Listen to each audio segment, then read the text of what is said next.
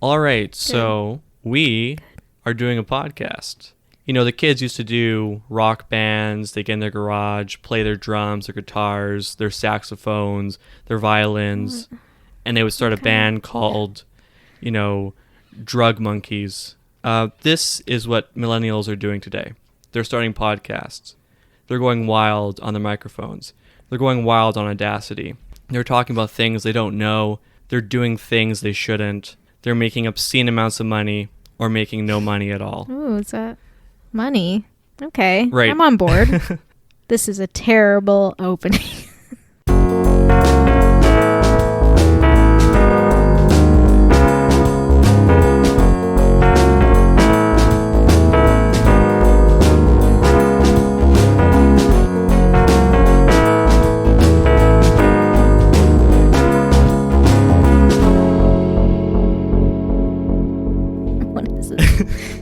This is not a bad opening. I think, honestly, this is going to be what our podcast is going to be like. It's going to be wild. It's going to be free. Things will be said. Things will be said with regret later on. But it's going to be good. It's going to be fun. So our podcast, you know, our garage rock band, our podcast is about Canadian politics. And it will be mostly focused on the people within the political atmosphere in Canada, as well as business people, maybe celebrities, and other weirdos who have arisen to fame or infamy in the true north, strong and free. Mm-hmm. Canadian or Canadian adjacent, I think.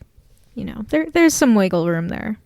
We'll be talking about the who's who of Canadian politics, and it will be in a funny way, hopefully. You know, we want to inform you, but we also want to make you laugh. That or is cringe. The goal. Yep. Well, yeah, I mean, hopefully not at us. No, at With us. us. No, I want to be... I want to be in some kind of YouTube compilation of worst podcasts of 2021. We should probably say the name of the podcast at some point, right? Yeah, this is Peoplekind Politics. Yes. And Peoplekind, you know, that was something that Justin Trudeau made famous during a town hall meeting when he corrected a woman for saying humankind. Maternal love is the love that's going to change the future of mankind. So we'd like you to look into we that. would like to say people-kind, not necessarily mankind, because it's more inclusive. There we go, exactly. Fucking got him. Yeah. Justin Trudeau, who we will be talking about this episode in the second half, is a very woke person. Very, very woke person. Extremely. The wokest. No, this is a pure feminist icon. No, this exactly. Isn't mankind. This is what was our podcast? Peoplekind. Yes, thank you. Sorry, took a second there. Yeah, that one. Yeah, that's us. That's our namesake. Thank you, Trudeau. I think it's pretty good. Yeah, we are going to immortalize his gaffe in this podcast. We are hoping that Trudeau will one day be a guest on this podcast, and we can ask him what his thought process was behind the infamous Peoplekind gaffe. And you know, apologies to our audio listeners. We are both recording from apartments in this COVID-stricken wasteland, and there might be sounds, there might be ambient noises. Please. No? This is top-notch first episode quality stuff. You know, we all got to start somewhere. I bought a mic for this, all right? I don't want to hear any complaints about my mic quality. No, exactly. Or background noise. You will sit with that and you will listen to it or ignore it.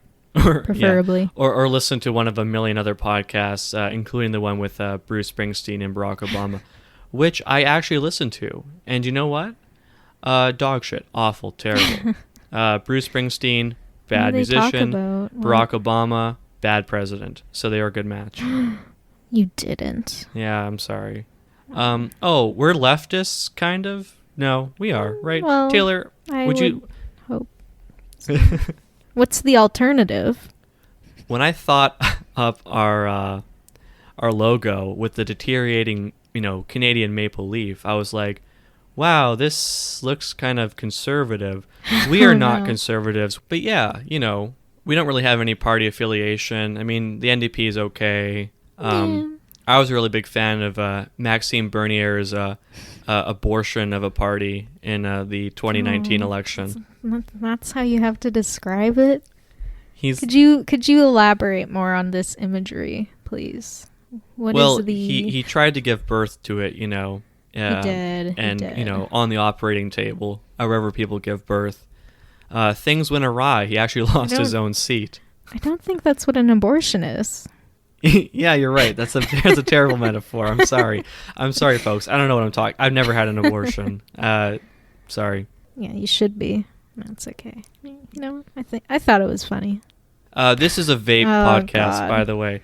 And look, you know, to the folks there. I thought you quit, man. This is This is a big Canadian issue. The Canadian government is trying to stop your vaping. Okay, this is an outrage. This is a social crisis. It's persecution, honestly. You know, so beforehand, you know, you can get a vial of e-liquid juice for your vape in 50 milligrams of nicotine. And you know what these bastards did? They illegalized it so you can only sell it for 20 milligrams. I'm not going to get my nicotine high off 20 milligrams. I'm not a baby. This isn't my first vape. I'm not a child. Have you considered cigarettes? Well, that's the thing. Okay, this is the thing, right? Because vapes are supposed to be this like smoking cessation device. So if you're, you know, chugging away on a pack of cigarettes and then you want to quit and go to vapes, that shit ain't gonna cut it. It's gonna do nothing for you. You might as well just be blowing on your own finger. You know, it's garbage. Awful. I mean, it would be cheaper to do that. So yeah, maybe it's a legitimate alternative. What are we in the Soviet Union? They're taking away my vapes, folks. This is bad. We got to change this. That's why we started this podcast, to raise awareness. This is actually about the awareness of vape culture. And look, vape culture is garbage. It sucks. I vape. Every time I do it, I'm ashamed. I hate myself. I go and cry. I feel like a loser, as I should. But it's fun and I like it, so fuck you. And fuck the Canadian government for making the vape or the nicotine content in vape juices basically nothing. I might as well be vaping water, you know? I might as well just like breathe in the humidifier in my room. So sorry to hear that. I did not realize how significant this was to you and also, you know, Canadians as a whole. Vape nation. Vape. Yeah, look, I'm just trying to destroy my lungs here, okay? Can I just fucking do that in the most enjoyable way possible? Please. Please, Trudeau, step on this. You know, Trudeau's like, you know, smoke all the marijuana you want, folks, but then when it comes to the real issue of nicotine, he's like, no, because, you know, won't anyone think of the children? Folks, your kids are vaping. Deal with it. I mean, you're not wrong. The kids do vape. They continue to vape. Of course they vape because it's cool. Yeah. This is unironically a pro-vape podcast. Yeah. I have no strong opinion. I will allow that motion to pass. Okay. Great. Yeah, so this has been one of the worst introductions to a podcast ever done. Yeah, we're not including all this, are we? 15 minutes of this? You think anybody would fucking listen? Of course they're going to listen because they've got nothing else to do. Because it's the pandemic, folks. You've got nothing to do. There's no jobs. There's no restaurants. There's no drinking. There's no clubs. There's no bowling or mini golf or going to the beach. That's the real tragedy. Or kissing your friends on the mouth. There's none of that. You can't do it anymore. And this is why you're listening to podcasts 24/7, destroying your eardrums, destroying how you're able to listen to things. This is what we're here, folks. We're here to help you get through the pandemic, which by recent estimates will last until 2053. All right, so I guess we should probably introduce ourselves. I'm Matthew, and I'm from Vancouver. I live in Vancouver. Yeah, I was going to say that's not really... I feel like you're trying to represent yourself in a certain way. Like you're some kind of cool Vancouver man. I'm a cool West Coast hipster, boy. Yeah, one of those. It's not true. Yeah. Don't lie to me. No, I'm like not this. Cool at all. We're not cool. This isn't a cool podcast. It's not what I'm saying. Come on. I'm just saying you're not from Vancouver. from Winnipeg, like me, where I currently live and have lived my entire life. And I'm Taylor. Wow. You're Taylor. That's and how where you are you from introduce again? yourself. I'm from Winnipeg. The gateway to the west, folks. The Peg, Winnipeg. Capital of Manitoba. The coldest fucking city in the world. It sucks. It's awful. It's why I left. Taylor's there for some reason. Well, it's not that bad. It's all right here. You know? It's okay. I like it. Okay. I have feelings for Winnipeg still. Okay, so the podcast format is essentially this. The first part we'll be talking about the news. This episode's a bit unique because we're introducing ourselves, we're talking about ourselves, so it's a bit different. But in the normal format, we'll talk about, the news of the week, and then we'll transition over to discussing a individual in Canadian politics to discuss and talk about. That is correct. Yeah. Well, politics adjacent, media, some famous Canadian. Exactly. We'll talk about anyone who's important or worth knowing, and a lot of people who are not worth knowing or remembering or caring about, because they're funny and we'll laugh at them. That's true. Somebody has to. So with that crazy introduction out of the way, today we have for you 2 news stories. Before we transition into our conversation on Trudeau, where we'll cover his biography, his greatest hits, his greatest failures, and a couple gaffes. Just a couple gaffes. Just a couple gaffes. Before that, we are going to talk about our 2 news stories. So, Taylor, I'll let you go first. All right, here we go. Okay. Begrudgingly so. Yeah, someone has to do it. So, when you're scrolling through Twitter and you see somebody's name trending and it's somebody you really care about and your heart drops because they did something really fucked up, Of course. I know, it's happened to us all. So... Louis C.K., R.I.P. So you're scrolling Twitter, you see a name, you gasp. You can't believe it. I am sad to announce the latest victim of cancel culture, Bigfoot, and his family. But mostly Bigfoot. Matthew, what? Have you heard about this? Bigfoot is canceled. First of all, Bigfoot's not real. I'll talk about this later on in the podcast. Yeah, we're not getting into that. I disagree. Okay, so let's assume that he's real. He was canceled. Yep, Bigfoot. Dun, dun, dun. I know. I didn't believe it either. Who canceled him? Who did it? Who was it? Would you believe it? Jason Kenney, Premier of Alberta, canceled Bigfoot. Jason Kenney, you piece of shit. Everything else he did until now was fine. I loved it. Very supportive. No. What do you mean you canceled Bigfoot? So, Jason Kenney, Premier of Alberta, has been for a while. He's still in his first term. He has a whopping... And last. Most likely, as of March 2021, he has a huge approval rating of 39%, which is 3% over Pallister, Premier of Manitoba. So, hey, he has that. He's not the worst. So Kenney, he's, if you're not familiar with him, he is the current Premier of Alberta, United Conservative Party, UCP, and he's not very good. Again, low approval rating. People are not a fan, even the Conservatives. He's just not a good guy, and he is currently spending his time, or rather, I should say, the Energy War Room, aka the Canadian Energy Centre, is spending literal taxpayer dollars. This is a government-funded, provincially funded Alberta agency organization for the 2021-2022 fiscal year has a budget of $12 million, and they have released a petition against Netflix's Bigfoot family. No. Yeah. I love that show, movie. What is yep, it? There you go. Okay. Yep. I've watched it. You got it right. Bigfoot family. Okay. This is a recently added movie to Netflix. And can you believe it is spreading misinformation about the oil and gas industry? And that's bad. This is unacceptable. brainwashing. What kind of misinformation are we talking about here? For example, okay, so there was a press conference standing up for Alberta, giving Albertans a stronger voice in government, and one of the press people asked Kenny about this, like, hey, your war room is going after some cartoon movie. Is this what you wanted? Pretty much, word for word. And you know what, Kenny? He was like, it may just be a cartoon to you, and this is word for word.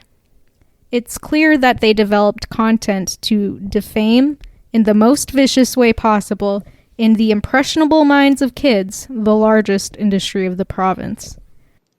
Please stop kicking us while we're down. We Albertans have been generous, and we will continue to be generous. But these attacks on our natural resource industries are unwarranted. They are divisive. They're, I believe, in a way, un-Canadian at a time like this. It's like blaming the victim. Kenny knows that this is serious. This is something that, however silly it may seem, it's a cartoon. He says, we can just pretend that that's not a reality. Just ignore it. Just say that big Hollywood operations should be able to depict the oil and gas as, in the words of Netflix, evil, that oil and gas companies plot to murder people and are organized purposefully to destroy the environment, which kind of just sounds like he literally described the oil and gas industry. So I'm kind of... Kenny was being straight serious. I'm pretty sure I might be missing something here, but, he said Albertans are and people... No, what did he say? Albertans and people who defend our oil and gas workers have every right... Wait, stop. What? Wait, he's like Albertans and people as if they're two distinct things. That's true, actually. Listen, There's people, and then there are Albertans. I mean... They live in caves and sip oil from the ground with metal straws. Maybe that's why his approval rating is so low, because he's just... he's running out of oil. Yeah, that's it. His joints are getting a little achy. Albertans and people. Yeah. So the point is, Bigfoot is bad. Bigfoot is trying to brainwash our children into believing anti-oil and gas propaganda, and that is just wrong. And Netflix needs to know that. So if you want to support this movement, go to supportcanadianenergy.ca and tell Netflix the truth about Bigfoot family. This is what Albertans and what Canadians as a whole need to spend their time, energy, and money on right now in the world. $12 million for 2021 to 2022 fiscal year. Thank you. That's my piece. It's all those goddamn communists, they hate the oil. They're trying to fly their planes on air alone, It's fucking nonsense. They're trying to drive their cars by pushing them with their own hands. It's absurd. Yeah. They have people in the place of wheels and they're walking on all fours, You think you're going to get that far? This is the communism future they want, people. But yeah, so that's a stupid thing that Jason Kenney did, amongst other stupid things that he's done. Yeah. We're going to get things a little bit more serious here with my news story, which is concerning Huffington Post Canada being essentially cancelled on its own. Not cancelled, but basically being dismantled. The term for it, I don't know, it's being done, finished, it's just over. Oh, yeah, they shut her down. Yeah, they shut down Huffington Post Canada. So Huffington Post is owned by BuzzFeed. BuzzFeed recently acquired it in November of 2020 from Verizon. And once BuzzFeed acquired it, it was in, I think, around March 9th or so that they were shut down. Full-time staff were called to a meeting, a Zoom meeting, of course, because of COVID, good old COVID. And the password to enter this Zoom meeting with the executives and the full-time staff was, spring is here. Oh, no. No. I didn't know this. That's cute, right? That's nice. Oh, God. So, these full-time... Fuck? And so for some context, during this time, BuzzFeed, which owns Huffington Post Canada and other Huffington Post things, was in the midst of being unionized. And so yes. On February 23rd, the negotiations were settled and a contract was signed for the unionization of these workers under BuzzFeed. And they're looking forward to, new work as unionized workers with, bigger benefits, safety nets, precaution, jobs. Secure jobs. Because being a news person in Canada or anywhere is, it's pretty difficult. If you want to be an established journalist nowadays, it doesn't come easy. It does not come easy. Journalism is on the decline, at least from established papers. There's a lot of new media, like people like us, for example. We're not journalists. We're not journalists, but we talk about the news. We're probably as journalistic as the Huffington Post ever was, though. Ooh. Or BuzzFeed. Actually, I used to really hate BuzzFeed. I was like, the classic thing, they do all these stupid lists. Mm-hmm. They have these stupid personalities that would talk a bunch. We're trying Korean barbecue for the first time blindfolded with our tongues removed, I know. Some stupid thing. Yeah, there's a lot of that. There's legitimate journalism. There is journalism on BuzzFeed.com as well, however. It's out and there. I used to really hate them, but then I read a couple BuzzFeed articles, some actual reporting, and it's actually pretty interesting. They have good writers there, they have good editors, and so, they do some good work. I used to hate them, but now I'm just lukewarm on them. I think that's an understandable stance. Relatable. Yeah. So it's pretty unfortunate now that Huffington Post Canada is being shut down. Huffington Post Canada was only started in 2011. So it's a fairly new outlet of news. With everything in the world nowadays, everything is being consolidated. Everything is being bought up, monopolized, centralized. Yeah, and there's a lot to unpack here. The fact that it was 2 weeks after, they signed the papers, they officially unionized, whatever. Not a good look for BuzzFeed at all. And in general, journalism, I would imagine it's more, you read the stories, they were at a 20 million loss or whatever in the last year, whatever it is. But for me, when you think about journalism and the news, ideally it's something that shouldn't be focused on profit, but it is.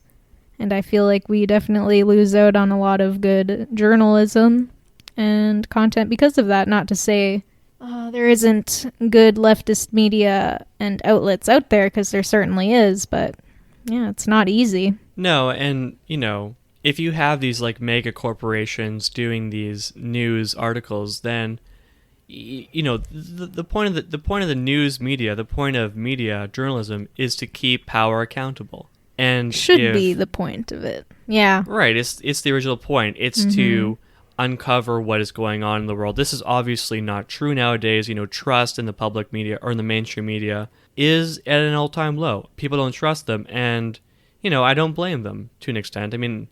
It's a complicated issue, but when you have these journalists with so much power, with so much networks and oversight from these big corporations like BuzzFeed merging with or buying Huffington Post, you have BuzzFeed, which is a huge organization, which BuzzFeed isn't really about publishing news stories. It's mostly about producing content and content that will sell. And that doesn't really go along with the idea of disrobing power, with revealing what power is, with revealing those in power, with showing corruption, with showing problems in society, because they're meant to produce content. So they're going to be like, 50 Friends moments that we love the most. And that's not journalism. It's not bad what it is. I mean, I don't like it, but it's not journalism. And to have those two married together, journalism and content producing, it does come. It's a little bit awkward, the meeting of the two, because now you have one side wanting to get as many viewers as possible with this light, fluffy content, and the other half is wanting to actually do something socially responsible to show what's going on in the world. And those two are usually at cross purposes. It's a lot to talk about in such a small, it is short time. We'll probably talk about this topic later on in our future podcast. But the fact that we lost Huffington Post Canada, I don't really like the Huffington Post because I think a lot of its coverage is fluffy and basically intent upon creating digestible content.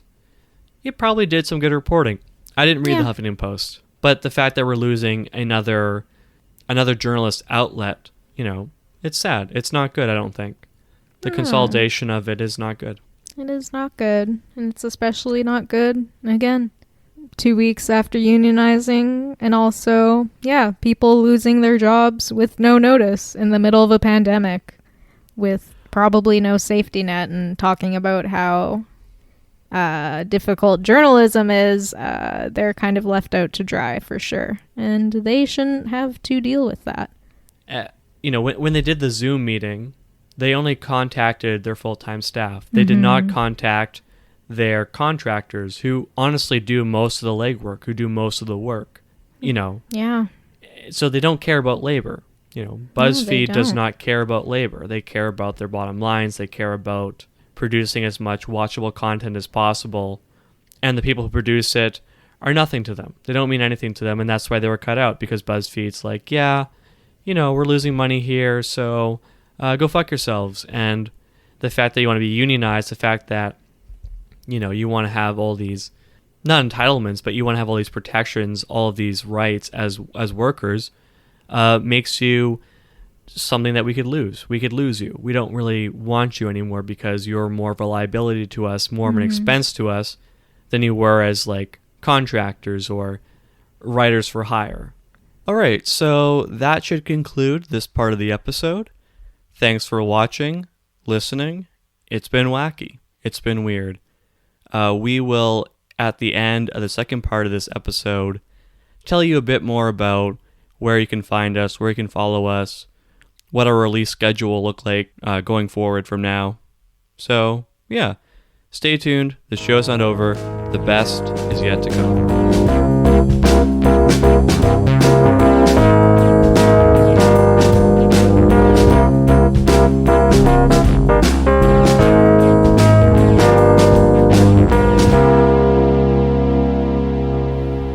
All right, so welcome to the second part of the show, where we talk about Justin Trudeau's life, his misdeeds, mostly his misdeeds, his misfortunes, his mistakes, his errors. Let's get into it. We're going to start off with the biography section first, kind of introduce you to the man who is Justin Trudeau, the Prime Minister of Canada at this current moment, serving his second thing. Second? I think it's the second. It's the thing, second term. He's doing pretty good. He's still there. He's still there, yeah. So Justin Trudeau was born on Christmas Day to Pierre and Margaret Trudeau in 1971. And Pierre was also a Prime Minister of Canada. And Justin Trudeau is actually the first dynastic Prime Minister that we've had. So, wow, I didn't actually know that. Yeah, he's the first one whose father, he followed in his father's footsteps, Okay, so Pierre and Margaret Trudeau were kind of an interesting couple. Pierre was a lot older than Margaret. Margaret was, I think, in her 20s, and Pierre was in his, I think, 50s or 60s at the time. And Margaret was a bit of a wild card. The press really had to go at her a couple of times, especially during the separation when she partied with the Rolling Stones. Kidding me? Had some drugs and partied with the Rolling Stones, yeah. Jesus Christ. And then Pierre was like, it was upset. Yeah, it wasn't good optics in the 1970s. But eventually they divorced. Well, actually, first, I want to address, there's a prophet in this story called Richard Nixon. So Richard Nixon, a president of the United States of America, as you might know, or not, he attended a dinner with Pierre and the family there, and he said, "Tonight, we'll dispense with the formalities. I'd like to toast the future Prime Minister of Canada to Justin Pierre Trudeau." Trudeau was 6 at this time. Justin Trudeau was 6 at this time. Wow. Incredible. So, yeah, Nixon is a prophet. I mean, I'm pretty sure we already knew that. He may not be a crook, but he is a prophet. Yep. I'm bad at You know, the "I'm not a crook," you know that? Oh, that no, I didn't Okay. Look at this is the essential knowledge that I'm missing. This is it. Fuck. That's why we're here to inform you, fellow Canadians, about a lot of things, mostly to do with today, Justin Trudeau. Right. So after Pierre left politics, he took his son. Eventually, I think Pierre had 3 children: Justin, Sacha, and Michael. And he took his 3 sons after the separation and divorce back to Montreal, where Justin Trudeau attended a school called Brazeau. And sorry, could you repeat that? This will be a problem throughout the podcast because I don't really speak French. So Brazeau. Brazeau. How do you? Oh, no, it's okay. You know what? This is it. This is the Canadian experience. Yeah, this is not a bilingual podcast, unfortunately. I know a couple words, but Brazeau is not one of them. Okay, so there's really not too much to say about his childhood. He grew up in the public eye, which is quite unusual. You know, Pierre left politics not too long after he had Justin, maybe when he was like 10 or 7 years old or so.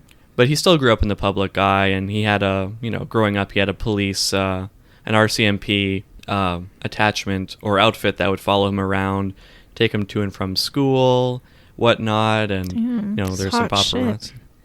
Yeah, he's a big deal, Justin Trudeau. So he was pretty used to kind of being constantly surveilled and and having attention towards himself. So he also took part in the debate club. He was a debate club guy. Yeah.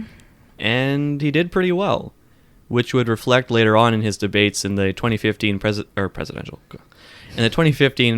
ministerial elections debates, where he outshone his competitors Tom Mulcair and Stephen Harper. That's a real accomplishment. Being in the debate club? I mean that, and also outshining the likes of Harper and Mulcair. I mean, I can't.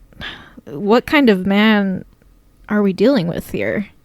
Yeah, the black holes of charisma, Stephen Harper and Thomas Mulcair. Yes. Yeah, I guess Elizabeth May and Gilles Duceppe were also there, but like us, no one really remembers them. Yeah. I'm sorry, Elizabeth May. She did okay in the 2019 election, but I mean, okay for the Green Party. Yeah. Yes. Right. So yeah, Justin's life is fairly, it's not normal, but there's nothing incredibly eventful. He moves from Montreal to the West Coast. There he got he joined the teaching program at the University of British Columbia. I should say actually first, in Montreal he received an English literature degree from McGill in Montreal. Wow. And this is somewhat significant because his father was quite an intellectual heavyweight.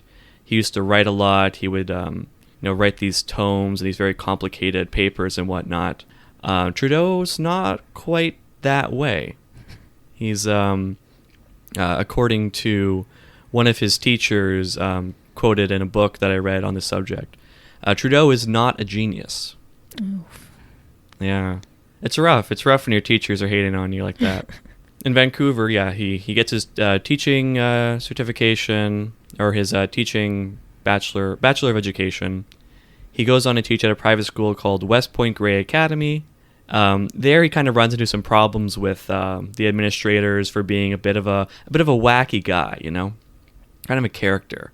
He liked to goof around and stuff, so that apparently got into some trouble. So he moved away from the more austere West Point Grey Academy to a public school called Winston Churchill Secondary School. Okay. And the Conservatives like to rag on Trudeau for being a drama teacher, which was a subject he taught, but he also taught the humanities, French, and math. Well, look at that. Okay. he's not a genius teaching middle school math. Hey, middle school math is hard to this day. Long division, it messes me up. I can't do it. And I feel like I would have done pretty well if Trudeau had been my teacher. Why? He would have added like some pizzazz to the course, I think. Yeah, he would gently hold your hand and whisper in your ear that you could do it, and you would believe it. He's encouraging that way. He is.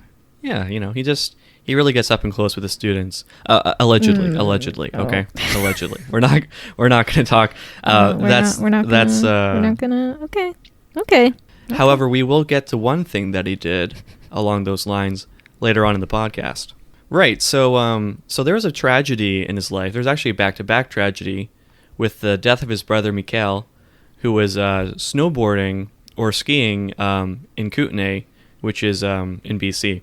He was in the backcountry in a more of a dangerous kind of area, and the avalanche actually, wiped out him and his friends, and pushed them into a lake. And because of the heavy equipment he was wearing, he was unable to swim back up. His friends survived. But Michael unfortunately drowned, and his body was never recovered. God, that's kind of fucked up. Yeah, it's a pretty sad story. And so, that eventually prompted Trudeau to join and partner up with avalanche protection like agencies and organizations, and that would raise funds for those victims of avalanches and also promote avalanche safety.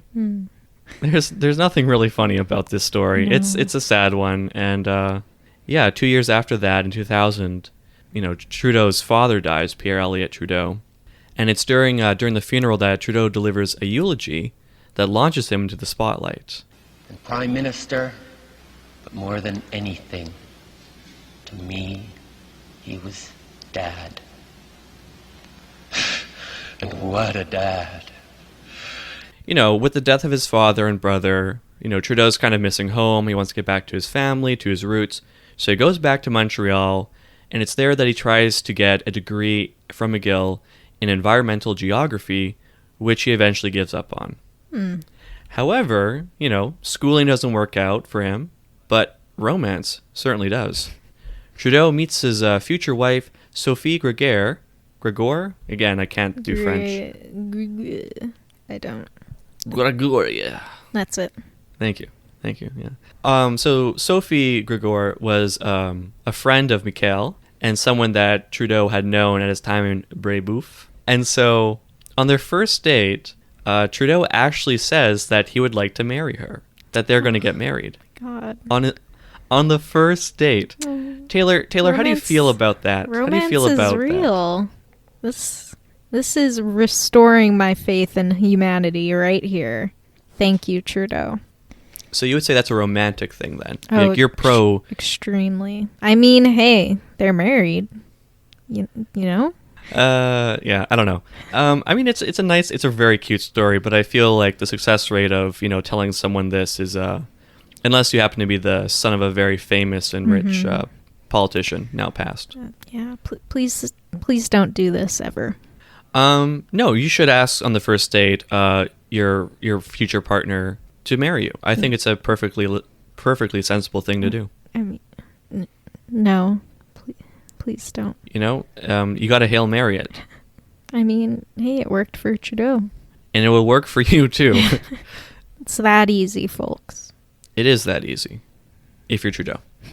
Trudeau, during his 8 years in Montreal, he kind of stays out of the spotlight. He works for a few organizations and boards that tend towards helping the youth and the environment. But it isn't until 2008 that he dips his toes into political waters.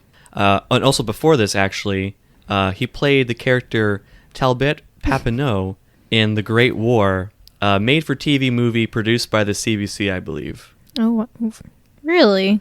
I could watch this. The nude scene wasn't really supposed to be a nude scene until someone showed me a picture of, soldiers bathing in World War I, one of his ancestors, and it was just, white bums as far as the eye could see the whole way down the beach. I said, well, you know what? If that was what they did, then that's what I'll do.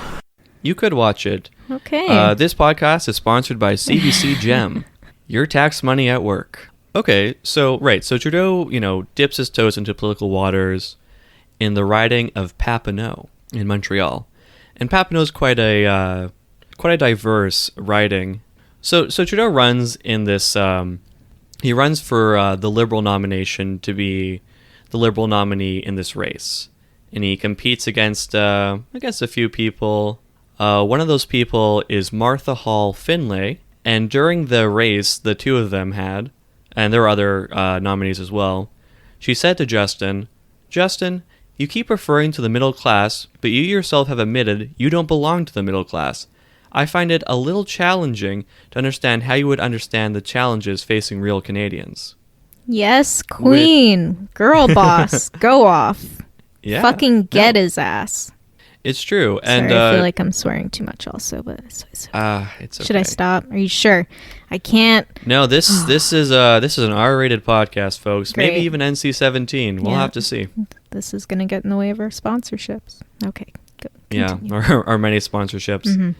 And so I guess I should also backtrack a little bit and kind of explain Justin Trudeau's political philosophy, which is an interesting one to say the least. Gerald Butts, who was a friend of Justin and ended up being a political partner with him. Long-time friend. Very long-time friend. Lifetime, yeah. From the cradle on. So he says of Justin and I are both very traditional philosophical liberals, in that the individual is paramount and government ought to be in the business of expanding opportunities for individuals. And do you have any thoughts on that quote there, Taylor? Free market, baby. Open it up. Free the market. Hell yeah. You love to see it. I mean, hey, it's nice to see it written out. Justin Trudeau is often critiqued as a socialist by unhinged weirdos on Facebook. Jesus. As a communist, but that's neither reflected in his policies or in his thinking. Unfortunately. As you can see in that quote. Yeah, it'd be cool if Trudeau was a communist. That'd be great. Yeah. It'd be something. But he's not. And as Martha Finlay, points out, he's just a rich kid. He's a rich kid who, tries to grab the heart and wallet of the middle class, and it's an act. It's a charade. It's and the middle class is an easy thing, an easy kind of message to go for, because everyone thinks they're in the middle class. Exactly. It's all of us. We're all middle class. Yeah. There is no class. We're a classless society, didn't you know? I wish. Yeah, it's the dream. Classless society, baby. Right. So Justin beat out the other competitors, the other libs. What the fuck do you call them? Yeah, the other people running the Liberal Party. Yeah. So that means he gets to face off with Vivienne Barbeau, who is an MP with the Bloc Québécois. Nope, that was edit that out. That was worse. Nope, that's Bloc Québécois. Yeah. It's got a little bit of a ring to it, It does. I would vote for them. I wouldn't help you or do anything for you. I regret saying that. So Vivienne Barbeau had this to share while her and Justin were running for the MP nomination. So Vivienne Barbeau, she says, I never got through to the real person deep down. In any case, Trudeau only gives you a half handshake with his fingertips. It's really unpleasant. Sounds extremely unpleasant. I'm uncomfortable thinking about this. What? Yeah, I'm picturing a very wet hand. Oh. Visualize, if you would, please. Justin Trudeau's limp hand, his fingers brushing against yours. Just a little wet. Not soaking, but no. You wonder. So during the race, Justin Trudeau was a killer. He is probably one of the best retail politicians that are out there. People love him. Yeah. He's got charisma and nothing else. he's got lots of charisma. What more do you need to be a politician? And yes, money. That's it.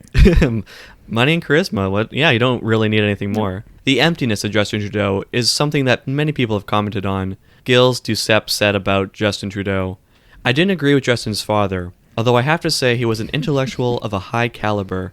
As for the son, does he actually have any ideas? So Justin, he wins the riding of Papineau with a margin of 1,189 votes, which is around 2.8% of the vote. A small margin. He really got by the skin of his teeth. Squeaked it out. But he's an MP. He stays a backbencher. He's not the most prominent of MPs, but he is in the House of Commons. And in 2008, Stephen Harper's Conservatives formed a minority party with the Liberals and NDP taking up the other majority of the seats. The Bloc Québécois and Green Party, they're represented as well, but very minorly. Mm-hmm. Justin Trudeau has his time as an MP, and not too much really happens in the next 4 years leading up to the 2011 election. So the 2011 election happens, and the Liberals are eviscerated. The Conservatives form their majority. So in 2011, the leader of the party at that time was Michael Ignatieff. So Ignatieff, he resigns, and the interim leader, Bob Rae, takes the reins as the interim leader. He thinks about running, but ends up deciding not to run. And this opens up the gates for a whole bunch of promising Liberal leaders, one of which is our friend Justin Trudeau. Okay. All right, so Justin Trudeau, he wins the Liberal leadership position in 2013, April 14th, 2013, with 80% of the total votes represented by members of the Liberal Party, those who can vote. Now, Justin Trudeau is now the head of the Liberal Party. Here's a fun little quote that I found. One of his campaign aides told this to John Ivison for his book called Trudeau. The quote goes, "One young woman said, 'Do you think Trudeau would want to have a threesome with my friend and I afterwards? Can you ask him?' The campaign aide said, 'No, I'm not going to ask him that.'" So, obviously the campaign aide was fired when Trudeau heard about this. Oh, no. It's like, well, what do you mean you said no? Oh, no. Well, obviously an impromptu threesome is probably not a good look for the Liberal leader. It's cool. It's pretty cool. It's very cool. It is. It is very cool.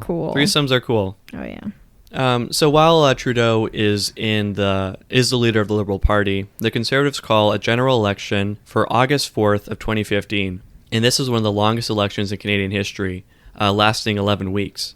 Most elections in Canada last around 5 weeks.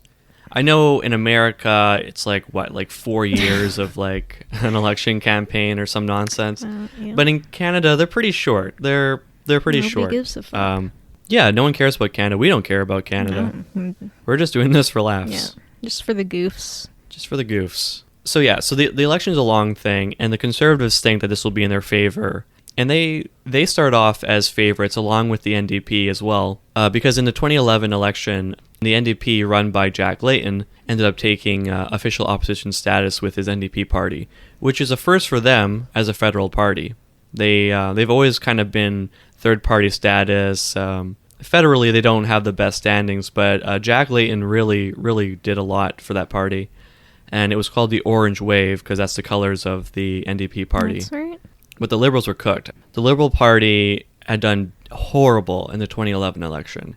And so during the 2015 election, the NDP was actually considered to be the likely winner of either a minority or majority government.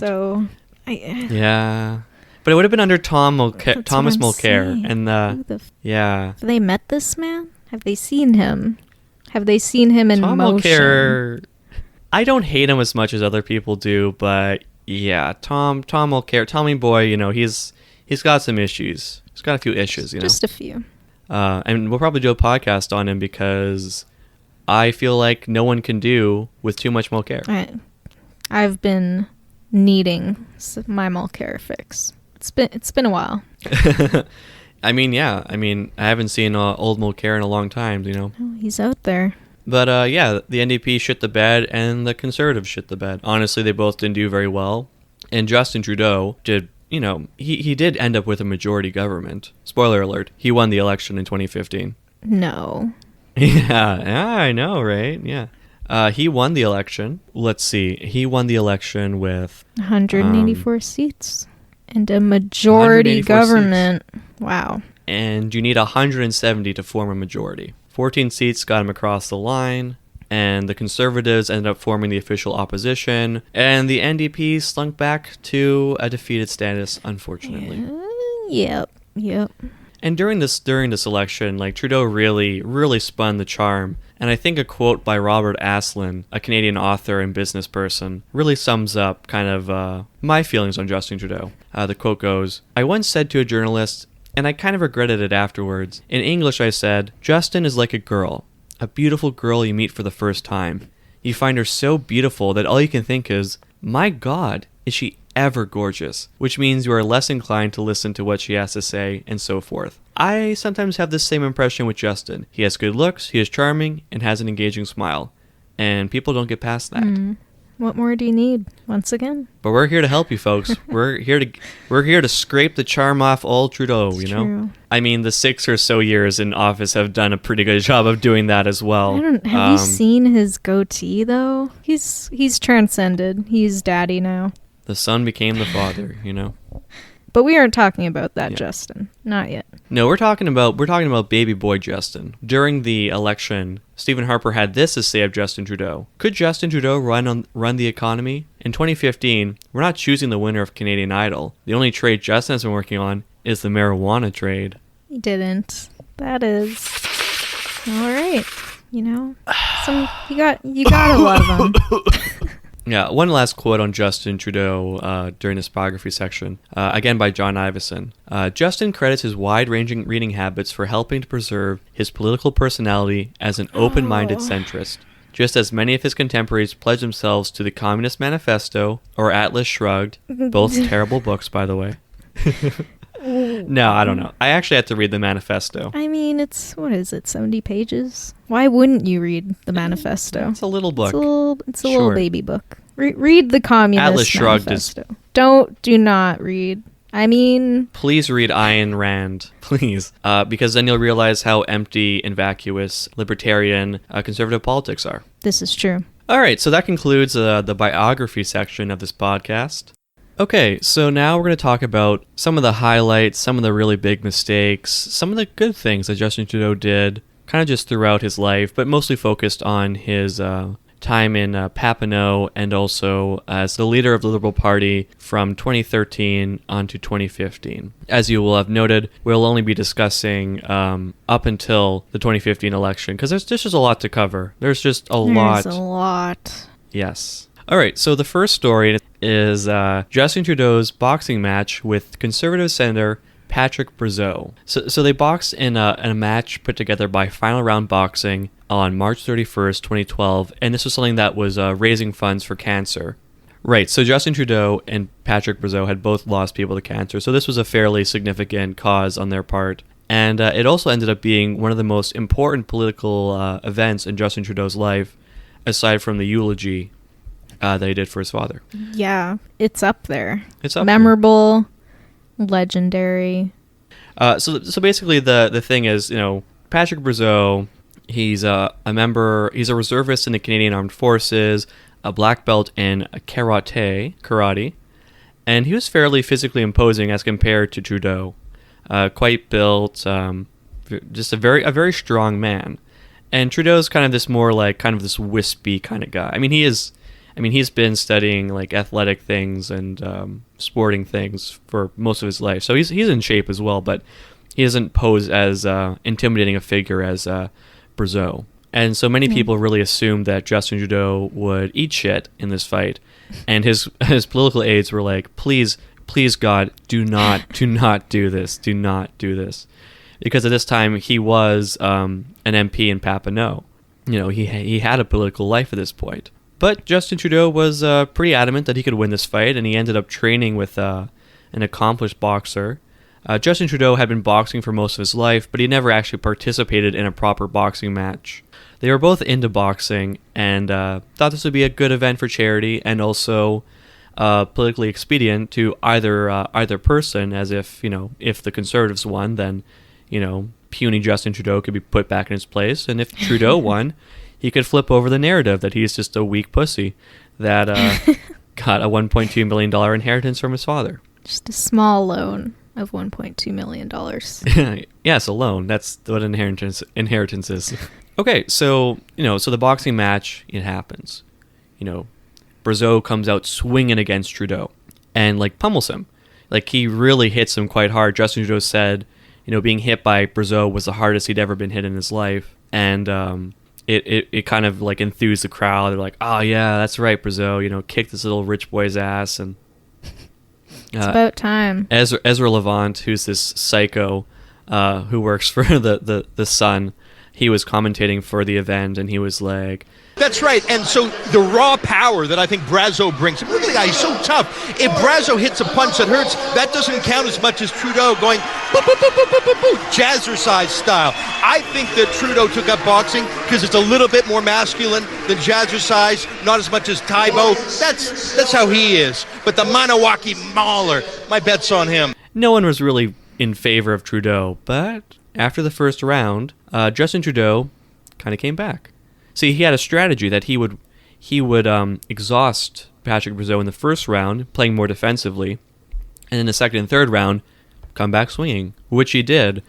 And by this point, like, Brazeau was tired out, no energy. He'd given his all because he just wanted to wipe this kid out in the first round. But Justin Trudeau played it pretty smart, and he'd been training for a long time, so he ended up winning in the third round. Destroyed. All right. Yeah, it was a pretty powerful moment. I mean, for the political careers of Trudeau, because, yeah, really no one thought he would win. Mm-hmm. If he won this, what else could he win? What else could he win? The country would soon find out. So both men had agreed that if either of them lost, then they would lose their hair. And since Patrick Brazeau, he's from a reserve. He's an Algonquin from the Kitigan-Zibi Reserve in Quebec, and to Indigenous people, the hair is an important and culturally important symbolic. Okay, so your point is, whoever lost, they're losing their hair. Yeah, that was. And for Brazeau, this is especially significant because he's Indigenous. So Trudeau kind of was like, I don't know if I want to cut off all your hair, and Brazeau was like, no, do it. And Brazeau, good for him, he ended up donating all of his hair as a wig for cancer patients. Awesome. He's a good guy. I mean, Brazeau would later get caught up in the Senate, a Senate scandal a little bit afterwards, which was a bit yikesy. But we won't get into that. We won't touch that. Oh, no. Yeah. Not today. Yeah. And it's funny. So Brazeau, a lot of people really consider this event to be very important in Justin Trudeau's writing for the Liberal Party because, he sprung. I remember reading these news articles when it first came out. Like, this was a huge deal. Justin Trudeau had won this boxing match, and he was, propelled to the front of people's political imagination. So Brazeau says this in an interview: 6 years later, I'm still waiting for a thank you from the Liberal Party. I truly believe that if I'd won, Justin Trudeau would not be Prime Minister.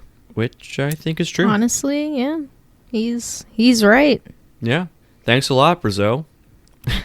And in customary fashion, Justin Trudeau had to say some stupid shit. In the Rolling Stones in 2017, Trudeau made these comments about the match, looking back on it. I wanted someone who would be a good foil, and we stumbled upon the scrappy tough guy senator from an Indigenous community. Brazeau fit the bill, and it was a very nice counterpoint. I saw it as the right kind of narrative, the right story to tell. And I don't know what the fuck Trudeau meant by this. Story? This is just another story of a white man dominating an Indigenous man. Like what does he mean? Like, this is the counterpoint, the right kind of narrative? Like, what? Ooh, a counterpoint to... Okay, if I was... I don't... See, the thing... He was prime... This is 2017. Yeah, this is 2017. And I mean, even if it wasn't, that... What? I also literally don't know what he's trying to say. I feel like you couldn't say anything worse. Okay, the main issue is that Trudeau characterizes Brazeau as a scrappy tough guy from an Indigenous community. Mm-hmm. Like, that's... Like, he could say these comments in, like, oh yeah, the Liberals were beating up the Conservatives. Yeah, why not? Yeah.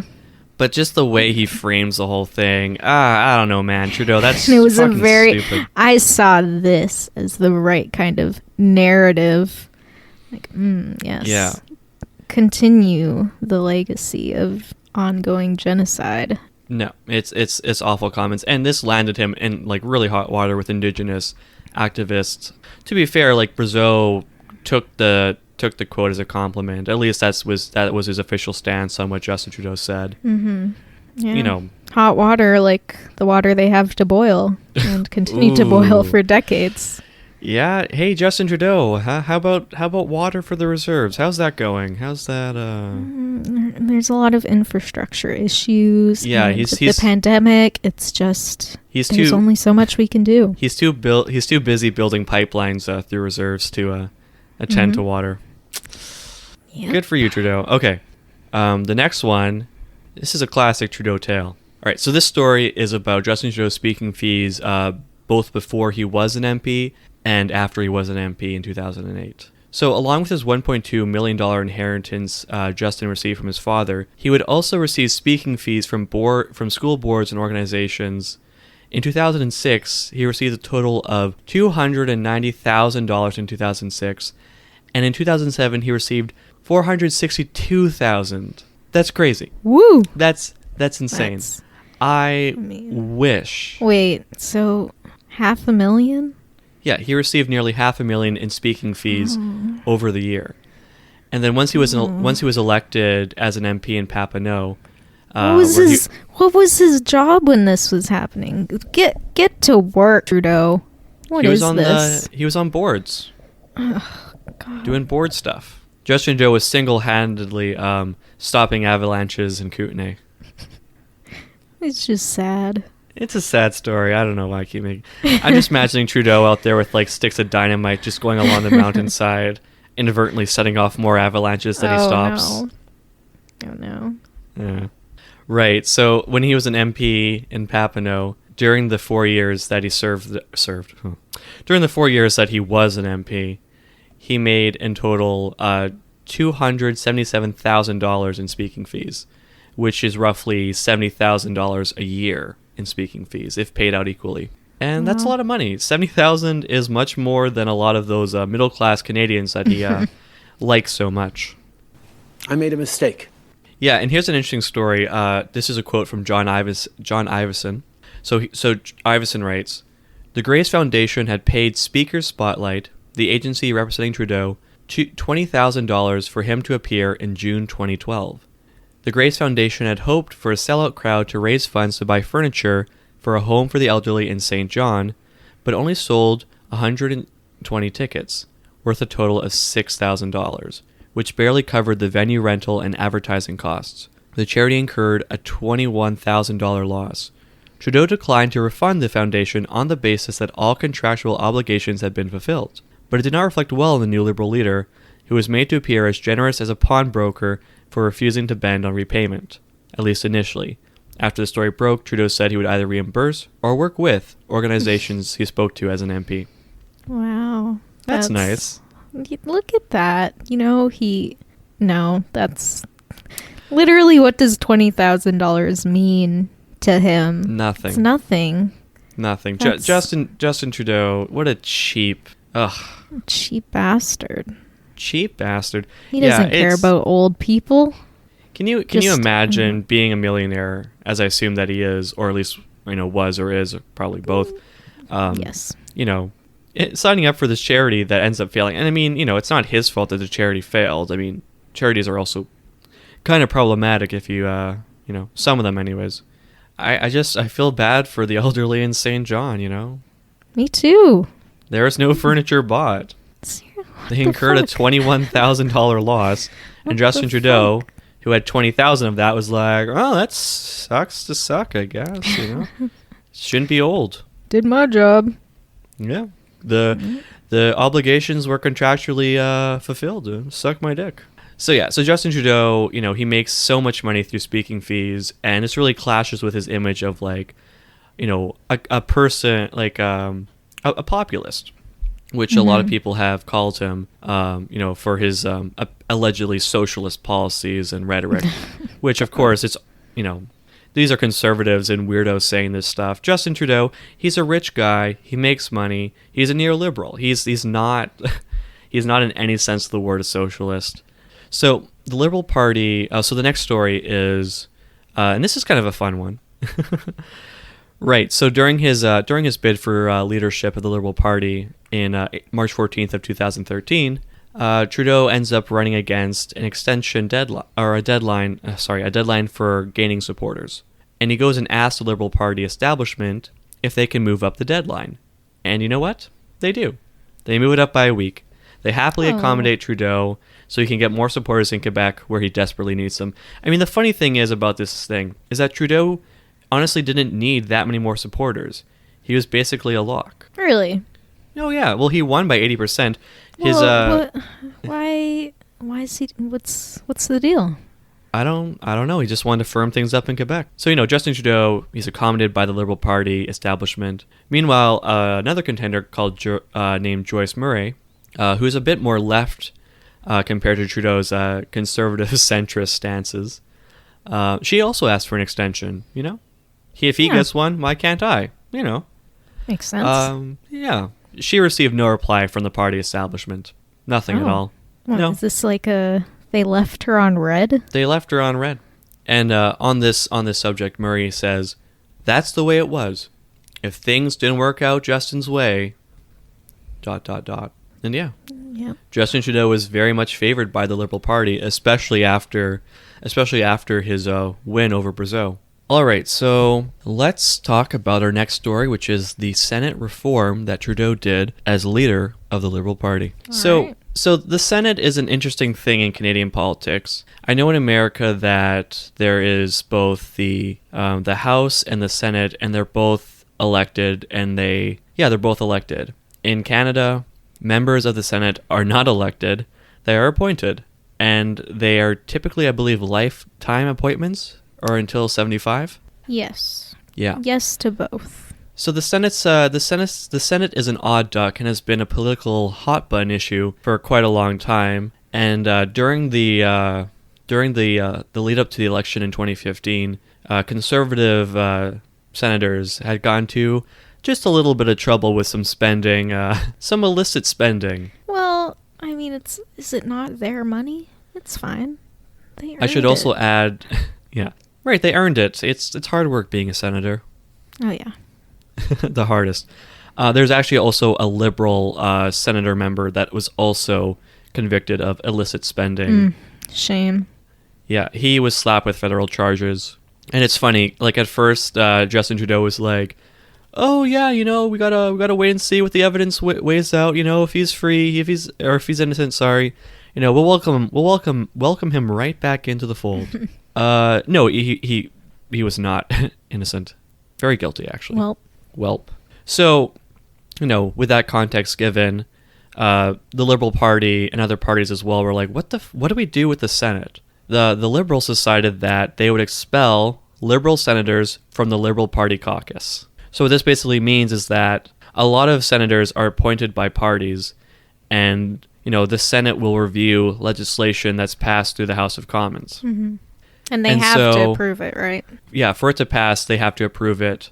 So essentially, these Liberal senators were appointed by the Liberal Party, and they were members of it, and essentially they voted in whatever direction the Liberal MPs voted, the members of Parliament in the House of Commons. So Justin Trudeau decided to expel 32, the 32 Liberal senators in the Senate from the party, and essentially made them into independents. Okay. And this is an interesting move. Essentially, he wanted to depoliticize the Senate, which is very weird, because the Senate's supposed to be this independent group that, reviews, divorced from the politics of the House of Commons, are to review the legislation that's passed through it. Mm-hmm. Like a second check, make sure everything's A-okay. Right. Which, in theory, sure, but in practice, how the fuck could the Senate not be a political body? Just pull people off the streets. That's it. Yeah, it's... Right, so Huguette Young, in her book on Justin, writes, from now onward, Justin Trudeau declared Liberal senators would be accountable neither to the Liberal Party nor to himself as leader. They could act and speak freely on draft legislation and come to their own decisions without being subject to party discipline or to my own directives, he said in an interview. Okay. I mean... being free from consequence is good at the hands of a party. I mean, they're still libs. Am I wrong? I mean, the idea itself is... Okay, so, this is what Trudeau puts out. He wants to make the Senate into an independent body that can, check the partisan efforts in the House of Commons. Which is what it was supposed to be in the first place. Which is... Exactly. The thing is, that's probably not what he wanted to do. In fact, what he probably wanted to do was get the Senate the hell away from the Liberal Party because they've been so corruption. And the Senate does not have a good record, or is not well regarded by most Canadian citizens on both sides of the political spectrum. Mm-hmm. They're really seen as this kind of lethargic... Basically, party central in the government. If you want to be a senator and kick your feet up, smoke some cigars, drink some scotch, be a senator. Sounds pretty good.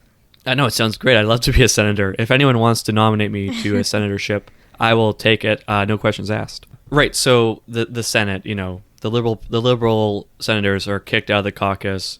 They are now, independents. But you know what these guys do? These senators. Mm-hmm. They form the Senate Liberal Caucus. All they right. form their own party. Okay. So essentially the move is kind of meaningless. I mean, okay, so to be fair, it actually wasn't meaningless because a lot of senators really took issue with this. Why? They're like, do they not get certain benefits if they're not in the party? What's the issue? Well, I mean, they were like, well, I've been a liberal my whole life. What do you mean? I've been a lib my entire life. You can't take this away from me, Trudeau. So this, the ex-liberal senators formed the Senate Liberal Caucus, which dissolves in 2019, and now they're called the Progressive Senate Group. All right. Which means they're good. Okay. They're progressive. I mean, liberal and progressive go together, and that is not sarcastic. I mean that wholeheartedly. That is. I know you do. That is the lips. So you know what? I'm all for it. You go, Progressive Senate Group. All right, so now we got two more stories here, and these are juicy. These are good. Oh, you're gonna wanna crank the volume. You're gonna wanna remember this. Actually, the first one's kind of bad. The one after that though, which they're kind of tied together, is good, but bad. Good, bad. Well, you'll see. Okay. Yeah, let's. I'll stop hyping this up because that's usually a mistake to do. Yeah. Well, this is something worth hyping. This is exciting and good. Go on. Okay. So, to get serious for a second, we do want to let you know that there's a content warning for the next, how long? 15, 20 minutes? For discussions of sexual assault, sexual misconduct, not going into super detailed accounts, but still, if that's the kind of thing that makes you uncomfortable, feel free to skip. There will be timestamps below so you can see when this segment ends. Okay, so in the fall of 2014, Justin Trudeau suspends two Liberal MPs, one by the name of Massimo Picchetti and the other Scott Andrews, for allegations of serious personal misconduct. Essentially, there are allegations of sexual misconduct to make it easy, but that's not to make light of it, light of what happened. So, he suspends these two Liberal MPs, members of Parliament, and the reason behind this, it would later be revealed, is that an unnamed female NDP MP, so a member of Parliament who was an NDP, this MP was behind the allegations and had been the victim of non-consensual sex with MP Massimo Picchetti, allegedly. Mm-hmm. Although actually, I don't know if I have to say allegedly. I think it was... Yeah, I believe they did an investigation, though they never publicized it. It was an independent investigation. Right. I don't think there were no criminal charges put forward. No. So, essentially, the story between this NDP MP and Picchetti is that they both attended a sporting event in Ottawa. Then they went out for a couple drinks with their friends. Picchetti, invites her up to his hotel room at around 2 a.m. The MP's like, yeah, whatever, it's already pretty late, might as well. I'll quote the CBC story on this matter. All right, so here's the quote. So once in the room, the NDP MP says she sat in a chair while Picchetti sat on the bed. Eventually, she says Picchetti patted the spot on the bed beside him, asking her to sit with him. I said no. I'm good here in my chair. I went to the bathroom to try to find a solution. To leave, she said. When she returned to get her purse from the chair, she alleges Pacetti pulled her to him as she passed by. The MP won't go into precise details of what happened next, other than she froze and blocked out the situation. She said she had previously been the victim of a violent sexual assault. She alleges it was sex without her explicit consent. I felt used. I felt there was a total absence of consideration, she said. During a confidential meeting with the Liberal and NDP whips, multiple sources have told the Canadian press that the woman acknowledged she did not explicitly say no to Pacetti and that she provided a condom. In the interview, she refused to comment on those details. For days afterwards, she said she was in pain and had trouble sitting down. She has seen a therapist and has taken time off of work. Is she alleging rape, then? The MP said she's no expert in criminology and so doesn't want to put a legal label on it. So, yeah. Yeah, don't love the way that's framed, but... You can definitely tell in the story by the CBC that there is some sympathy for both for both Pacetti and Andrews. Mm-hmm. Which, my personal feelings on this, I don't know. I mean, if she's alleging that it's sex without explicit consent, and really consent is something that can only be explicit, in my opinion. That sounds, she might not be an expert in criminology, but that sounds like rape to me.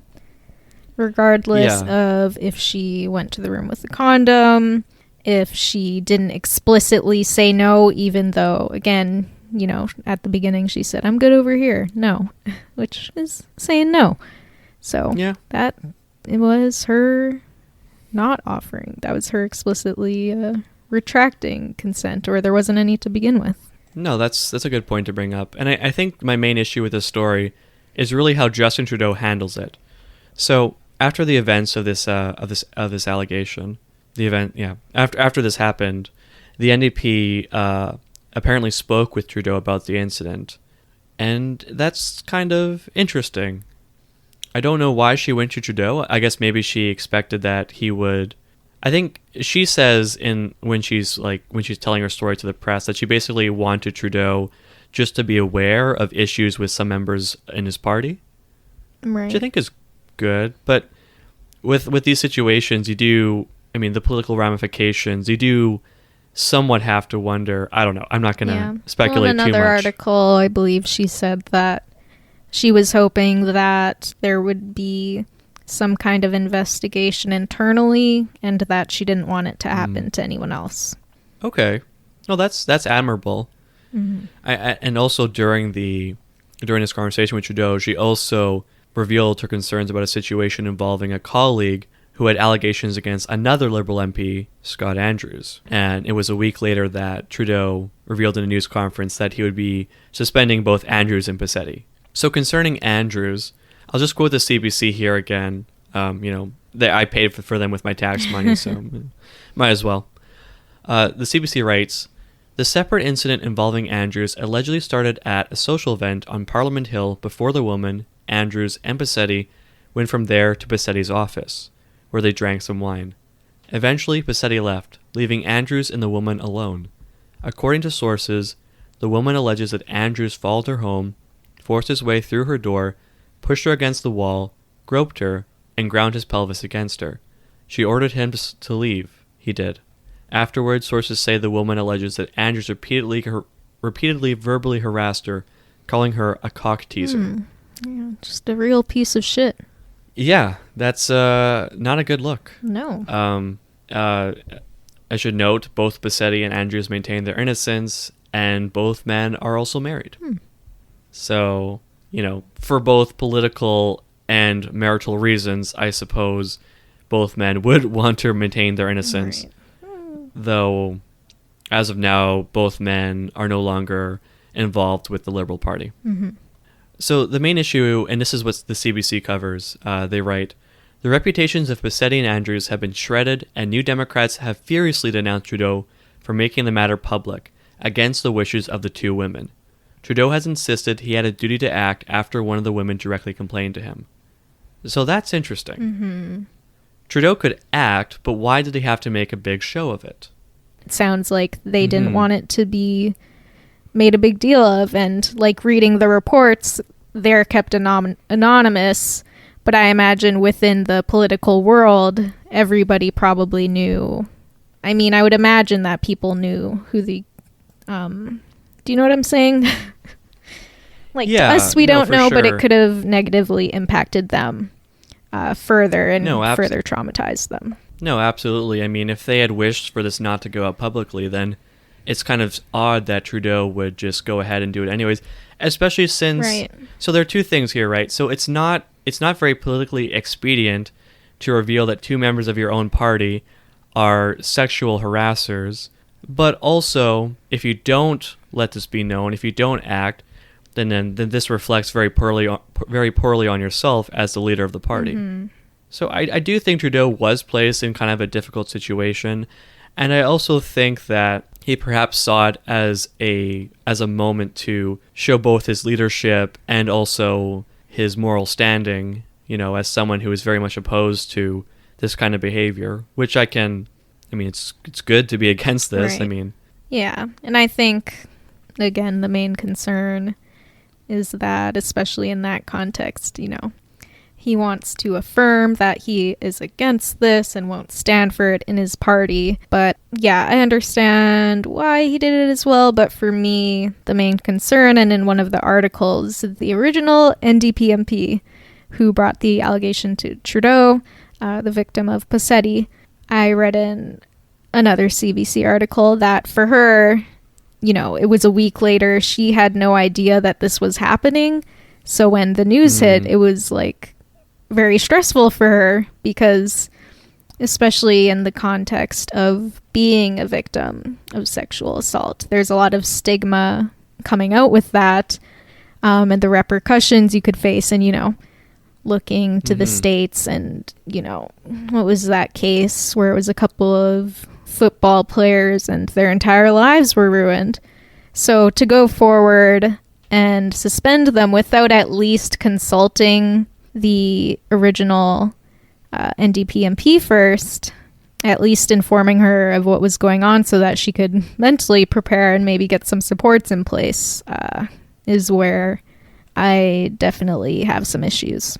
Yeah, no, Trudeau definitely mishandled it. And I think it's a good point to raise, just bringing it up on her like that. It's, the victims get lost in the conversation. Right. So after their expulsion, there was this media frenzy. And the main issue is that there was actually no proper protocol set in the House of Commons to deal with these allegations. And so there was a lot of back and forth between the parties over what to do, over establishing an independent body, or actually a body within the House of Commons to investigate this, and that never occurred. That was never put together. Do they not have HR over here? What's going on? I don't Legitimate know, question. It sounds like they don't. This is likely not the first time this has happened, right, but maybe it's the first time that's been made so public. So, so with that issue of protocol, Trudeau sent the party scrambling, and eventually Trudeau hired an independent investigator by the name of Cynthia Peterson, who was a Toronto lawyer. And during her investigation, she produced a report that found them both guilty of the allegations. The report was not made public, however. And this led to the permanent expulsion of both Andrews and Posetti from the Liberal Party. Good. Yeah. So our final big story, which is tied to the one above, not directly, but thematically. The story is back in 2000, and this story only came to light in 2018. It became a big deal in 2018, but since it occurred in 2000, we'll cover it in this episode. So essentially what happened is that Justin Trudeau, back in 2000, attended a music festival in a city called Creston in BC, in British Columbia. And it was there that he ran into a female reporter, left unnamed in the story, who was working for a small community paper called The Advance. And this woman and Justin Trudeau had an encounter, a very bad encounter. And so the details of the story is essentially that Valerie Bourne, the publisher of the Creston Valley Advance, where this reporter worked at, was told by the reporter after she had covered the Kokanee Summit, which was a music festival in support of the Kokanee Glacier Alpine Campaign, which was in support of those suffering from avalanche. I don't know. Something to do with avalanches. Terminal avalanche. You have stage 4 avalanche. Oh, no. Terrible. Mikhail certainly had stage 4 avalanche. Cut that out. Stage 4 drowning. Mikhail doesn't deserve this. All right, he has nothing to do with this. I am sorry. Fucking leave him alone. So yeah, I'm sorry, Mikhail. Right, so this reporter who covered the Kokanee Summit, where Justin Trudeau attended, she comes back to her publisher, Valerie Bourne, and tells her about an incident that occurred between herself and Justin Trudeau while she was covering the festival. And what ends up happening is that there's an unsigned editorial that's published in the advance that would later be revealed to have been written by this reporter, though she left her name out when it was first published. And this editorial, it didn't really make a big splash in the day, but in 2018, it would be revived by certain political and journalistic parties and brought back into the public spotlight while Trudeau was still serving his first term of being a Prime Minister of Canada. Right. And so I think the best way to tell this story is just to read this editorial that this reporter wrote verbatim. So here is the editorial under the title Open Eyes. I'm sorry. If I had known you were reporting for a national paper, I never would have been so forward. Those are the words spoken to an advance reporter by Justin Trudeau. Trudeau apologized, a day late, for inappropriately handling the reporter while she was on assignment, not only for the Advance, but also for the National Post and Vancouver Sun. It's not a rare incident to have a young reporter, especially a female who is working for a small community newspaper, be considered an underling to their more predominant associates and blatantly disrespected because of it. But shouldn't the son of a former Prime Minister be aware of the rights and wrongs that go along with public socializing? Didn't he learn through his vast experiences in public life that groping a strange woman isn't in the handbook of proper etiquette, regardless of who she is and what her business is or where they are? And what makes the fact that she was working for the Post of any relevance? Yeah, that's editorial. Yeah. So basically the story, because there's no explicit account documented by this reporter, aside from what's written here, is that she ran into Trudeau and it sounds like he groped her. That's what you can infer from what she wrote. Yeah. That's not great. No. Pretty bad, in fact. I would agree. Yeah. I remember when it first came up, and I remember finding coverage of it quite limited. And it's a troubling story, but it didn't seem to really freak people out as much as other scandals in Trudeau's time as a Prime Minister. No. But what do you think of this story, Taylor? Trudeau, excuse me. I almost called you Trudeau. I'm so sorry. Should be after this story. Jesus. Yeah, I didn't really see this story in 2018 when it came out, I don't think. So I think you're definitely right that it just, despite the significance it has, I think, and the, what it says about Trudeau, especially, the comment about if I'd known you were reporting for a national paper, I never would have been so forward. And I thought it was interesting that in the editorial, she went into Trudeau being the son of a prime minister and how he should know proper etiquette, when really she even comments on how women and young reporters, especially female, who's working for a small community newspaper, be considered an underling and blatantly disrespected, which is a nice way of saying sexually harassed or worse. Right. So really it's the power dynamic itself that seemed to make him comfortable in the first place to take advantage of this woman and grope her. And then it was only when he realized she might have more power or a higher position in her career that he apologized. Allegedly, I suppose, but I completely agree or believe it. That one. Yeah. And both the publisher and the editor at the time both found the story credible. Right. The issue isn't really the story's credibility, I don't think. It's really showing, because I mean, Justin Trudeau was 28 at this time. Yeah. Like he wasn't like a young. I mean, he wasn't an active politician. Mm-hmm. It wouldn't be until 8 years later that he was. But still a hot shit. He was getting. Was this around the time he was getting paid $250,000 per? Or was that a little after? Yeah, that was in 2006, 2007. Okay. So he wasn't, but I mean, he still was a rich kid from a very powerful family. Like whether or not he's actually officially within the political system, like he has a lot of power. And yeah, exactly. The way that he talks about her, like, oh, if I'd only known you were a reporter for a national newspaper. Ooh. Whereas if you're a community newspaper, you're a free-for-all. Like, Jesus, like that's disgusting. It is. And let me just add some further context here. Actually, a weird little bit of context is that at this time, at the festival, Justin Trudeau was being inducted into the Order of Sasquatch Hunters alongside a local MP. Okay. So our boy hunts Sasquatches. Wasn't that fun? And gropes women. Great. What is this? First of all, Sasquatches, they don't exist. Well, I'm sorry. They're not real. Go off. No, I'm taking a firm stance here. Sasquatches are fake. They're lies. They're hoaxes. They're not real. Well, you know. But actually, there's a more serious contextual thing I want to add, which is that, and this is from a reporter, I think the same reporter who covered the event, where she quotes a female attendee who said, "The festival wasn't a good place to be if you're female. It was a 10-to-1 ratio of men and women. I got my ass grabbed I don't know how many times. Guys were just grabbing you. It was scary. I was just surprised nothing happened. I've never been so disgusted in my life." And that adds credence, I think, to the fact that this was just a disgusting, testosterone-fueled grope fest. It's the fact that this is like during an event to raise money for his dead brother, and people are just fucking groping women and God knows what else. It's disgusting. But let me say this: Trudeau's here to clear it all up.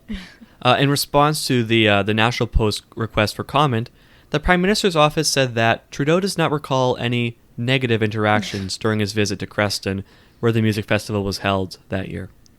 Well... And you know what? I'm sure he probably doesn't recall it. Well, it wasn't a negative... What did he say? Negative interaction. Sure it wasn't a negative interaction for him, so... And honestly, like... It's such bad wording. It always is. So what does Trudeau do? Our woke boy, the most feminist of all feminists in the world? He just denies it. He just calls her a liar. Doesn't recall? In an indirect way. Yeah, I don't recall any negative interactions. But he wears rainbow socks. We'll get into that whenever we cover him again. But yeah. Man, I want to talk about the socks now. Can we have a sock segment? Okay, next time. The sock segment, the socks. Yeah, well, teaser, folks. We will talk about the socks the next time we talk about Trudeau. All right, folks, that wraps up our big stories, the highlights, the really bad shit that this guy did. All right, so now we're going to go into the gaff corner. What kind of stupid name is that? We got a couple stories here that are pretty fun. Funny. Fun, and funny. So the first one is that Trudeau loves the ladies and China. During the Liberal Party fundraiser, or during a Liberal Party fundraiser, Trudeau made some interesting comments that were jumped on by opposing political figures. The fundraiser was a ladies' night, where women could come to know their future prime minister. Taylor, would you have gone to ladies' night to witness Trudeau? Fundraiser. I wonder, is the context like $500 tickets? You know what? You ain't getting in for free. Yeah. I'll get back to you on that. You know, this era, there's a chance. Okay. There's a chance. Confirmed Trudeau stand, Taylor. Yeah. Again, that goatee. Right. And he also had a stage where he had this horrific mustache. Justin, what's with the fucking mustache? I've blocked that out of my memory. That's yeah, that's smart. So essentially, at this fundraiser, the ladies' night, the ladies' man Trudeau would accept questions from the audience. And one of the women asked a fairly innocuous question. What's your favorite question? There's literally a home run, one baby. answer. There's only one answer. She it's a gimme. It's like, here you go. So get ready, people. All right. A nice softball. Yeah. You can't miss it. She lined it up for him. It's like, I don't know what to ask, but I just want to speak to him. Here's my question. Yeah. Yeah. So, she asked him, what's your favorite country? And he's like, oh, well, there is a level of admiration I actually have for China because their basic dictatorship is allowing them to actually turn their economy around on a dime. Yeah. It's a dictatorship that allows them to do that. That's all it takes. And this is not to comment on disclaimer. I know nothing about China. I know everything about China. It's bad. Don't like China. I mean, let's maybe not. Let's. No, I'm just joking. I don't know anything either. China, whatever. Take it or leave it. It's the most contentious issue on the left right now. There's a lot of. Is it? It is. Yes, but the true left. China. Why would you? Why did you say it like that? I'm sorry. Was that your? Is that a Trump impression? Yeah. Okay, that wasn't very good. I think you got to work on it. Wait, one more time. Hold on, I'm quiet. Okay. China. Oh God, no. Okay, right. So the next story is Trudeau makes a Rusky joke. All right, lay it on me. All right. So in an interview with Tout le monde en parlait. Trudeau made some funny comments about the Russian and Ukraine crisis of 2014. Go on. I'll just quote Iveson verbatim. He writes, Justin was asked whether Canada should do more in Ukraine, where the Russian military had made several incursions after the annexation of Crimea.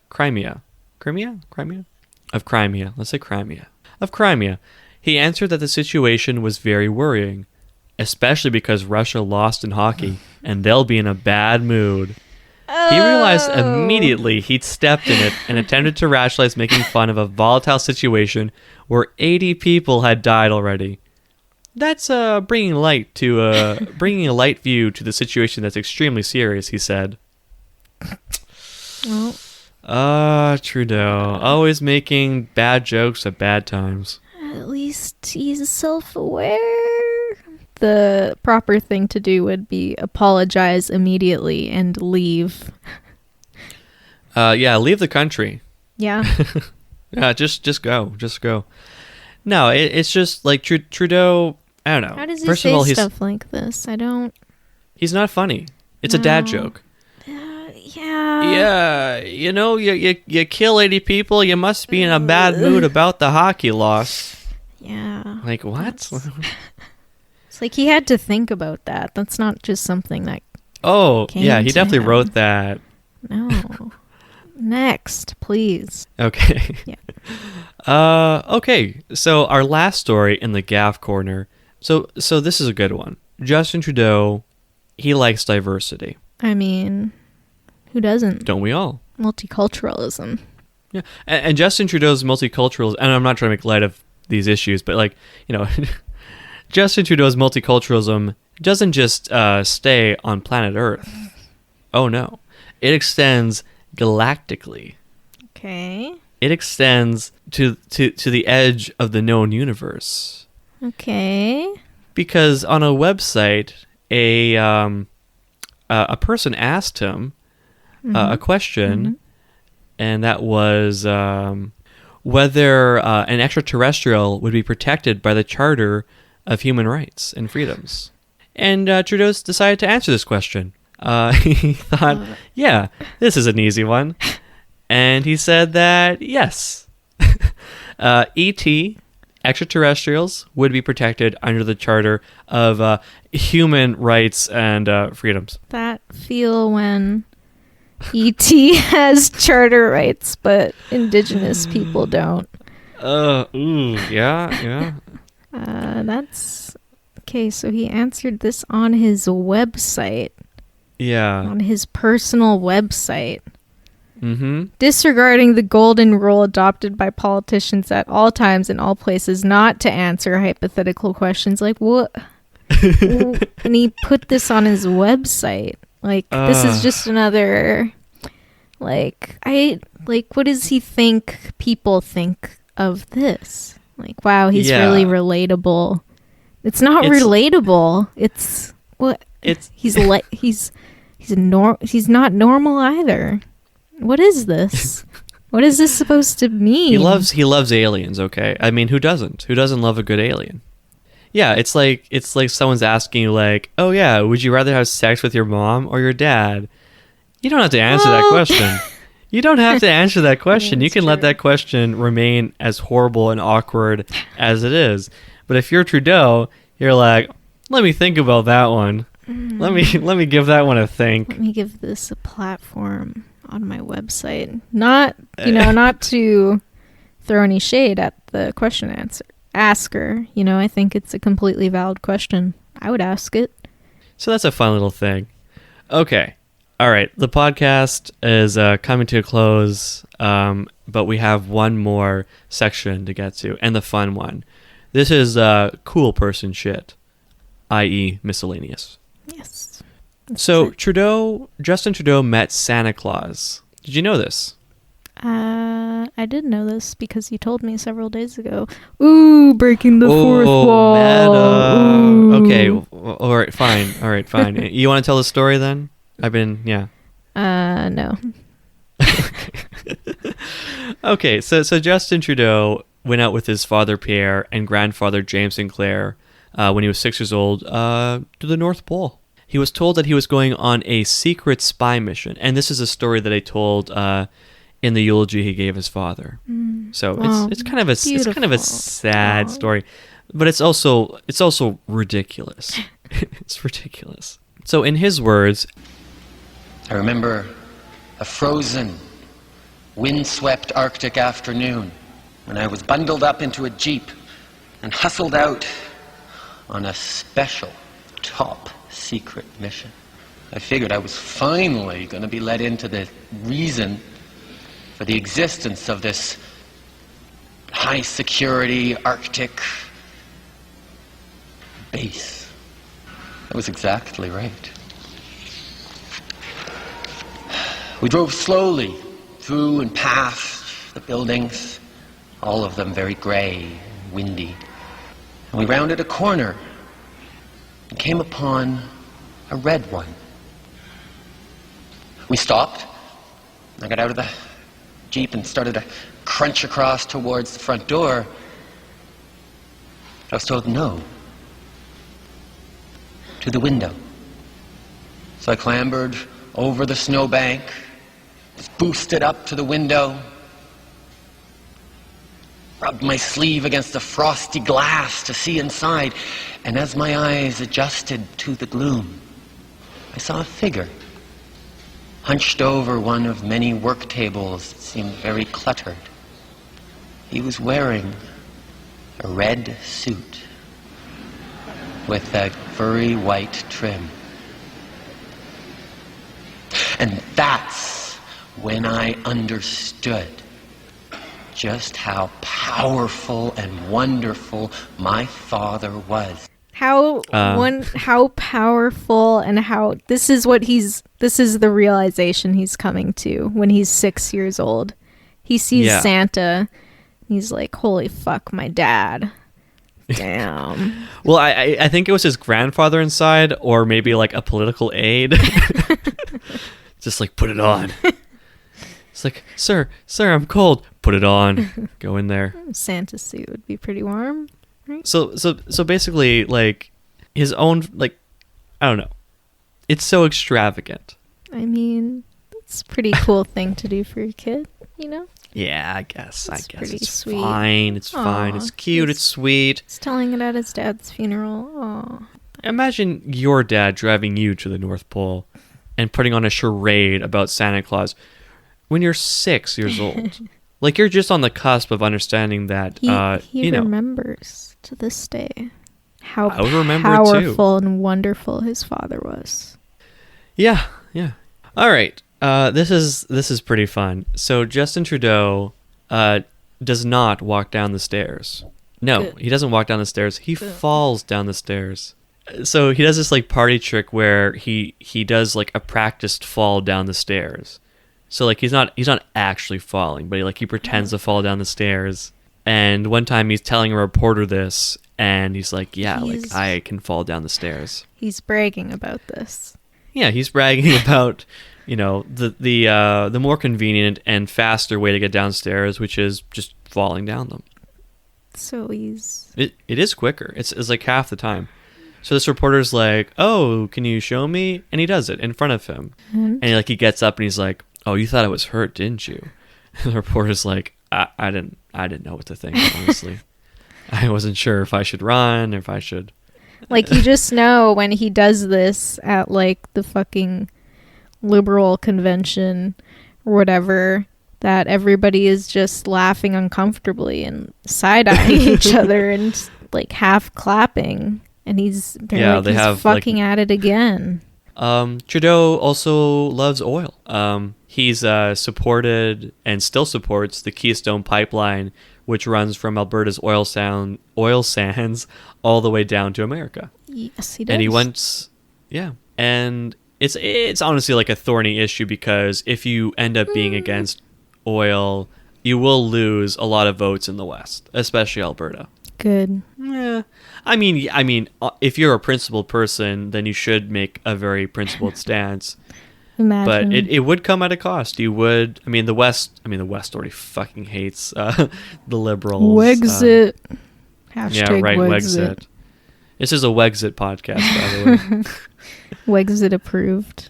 Wexit approved. Exactly. But Justin Trudeau wrote for an op-ed in the National Post. He said this: "There's not a country in the world that would find 170 billion barrels of oil in the ground and leave them there." I really hate that. Yeah. That is terrible. Very reflective of his concern for the environment. He just wants to take the oil out of the ground and put it somewhere more safe, like a car or a factory or a house. He wants to remove. He's like a surgeon. He wants to an environmental surgeon. He wants to remove the oil from the ground and heal it. Yeah, hey, we got and that carbon tax. So if some money's to be made, that's fine. It's a little bit of money. That's right. So the last story is this is a quote from Francis Gendron, who is a spokesperson for Jeunes Patriots du Québec. That I'm not sure why you. I feel like you changed your voice. Like I didn't change my voice. I always have that accent. One more. Okay. So that translates to the Young Patriots of Quebec, essentially a nationalist Quebec organization. Bad. We don't like it. So basically, and this is basically our feelings on Trudeau, summed up by Francois Gendron. He says, "We like Trudeau because he makes funny and awkward statements." And isn't that just the case? Wow. What a way to end it, people. Funny and awkward statements, and also other things that we've said also already. Speak for yourself. I never said I liked Trudeau. Do we? Okay. How? Okay, so I want to do a rating system for our figures here. Oh, God. How many maple leafs out of 10 would you give Justin Trudeau? Out of 10? Yeah. I can't be held 10 to being this. like... What is... like who's 10? Amazing, great. 1 being Stephen Harper. But yeah, so 10 being good, 1 being bad. How many maple leafs would you give Justin Trudeau? 4. Okay. Yeah. 4 maple leaves. Yeah, I thought about this really hard in the 2 seconds since you asked me, and that's my answer. 4 maple leafs. Okay. Yeah. I'm gonna have to give Trudeau. I'm gonna give him 5. Okay. 5. He's done some okay stuff. Okay. I don't like him. At the end of the day, fuck you, Trudeau. You're a rich boy. You have nothing. You stand for nothing. You mean nothing. You could have done so much better on the COVID pandemic. You could have done so much better on a lot of things. Yeah. You're corrupt. You're empty. And I think your hair and facial hair looks ridiculous. And that's coming from me. Well, now so, you're... I'm sorry. Just too far. All right, I take it back. You're a beautiful man, Trudeau. Thank a beautiful girl, as Robert Aspen says. I think that's and a my Sasquatch favorite. hunter. It's my favorite quote, I think, today. Yeah. Because it's very true. That's what all of those Trudeau hair flip articles are about. You know, bi-weekly they pop up. It's consistent. That's politics. That's right. If you're handsome, well, actually, no. Most politicians are pretty hideous, honestly. All right, folks. I guess that concludes our regular programming for today. You can find us at peoplekindpolitics.com and also follow us on Twitter at peepkindpolitic. You can also find us on Instagram, although I don't know if we'll ever post on there. You can post on there. It's fine. It's all the same in the end. We'll do cat pictures for sure. I hope so. Follow us for our political cats at Peoplekind Politics. One word. Yep. Yeah. Instagram and Facebook too, right? Same thing. Yeah, on Facebook you can find us at Peoplekind Politics. It's 2 words in this case, but what? Yeah. Oh, you'll figure it out. Yeah. If you go to our website, all the links will be there, and you can email us at peoplekindpolitics@gmail.com. You can leave feedback on the website. There's forms. There's a little voicemail button. Yeah, let us know what you think. Tell us all of your constructive criticism or anything you think we should have talked about. Anything interesting? Let us know. Non-constructive too. Like I said, hate mail, go for it. So that's where you can find us, We have a website. We have Twitter, Instagram, Facebook. So I really want to shout out my friends and fellow creators, Nate and Nicole. Nicole is a fantastic graphic designer, the owner of N2B Labs in Calgary. She created our logo, and I really like it. She did really good work. And I also want to thank Nate Jacobucci, a talented singer-songwriter from Winnipeg, for creating the music for this podcast. Check him out. He makes incredible music. We'll have links to both their pages in the show notes below. Okay, so this podcast will essentially be 2 different kinds of episodes. Our first one is Peoplekind of Canada, where we will discuss the news for a bit and then talk mostly about a political figure, business figure, celebrity of Canada. And then our second episode format will just be us talking about the news, mostly focused around Canadian issues, problems, stories, and whatnot. So once a week, we'll be discussing the Peoplekind of Canada. And then the week after that, we'll be discussing Peoplekind news. And we will alternate like that till the end of time. Yeah, we will never be free. And yeah, our next episode will be released on March 30th. That's a Tuesday. And every subsequent episode will be released on a Tuesday. Every week. You can find us there on your podcast services. And we will alternate between Peoplekind of Canada episode and Peoplekind news. Because if we did Peoplekind of Canada every week, we wouldn't make it. It would be too hard. So thanks again for listening. Appreciate you. Love you. Kind of. Some of you, maybe. Maybe not. This has been Peoplekind Politics, your source for Canadian regurgitation.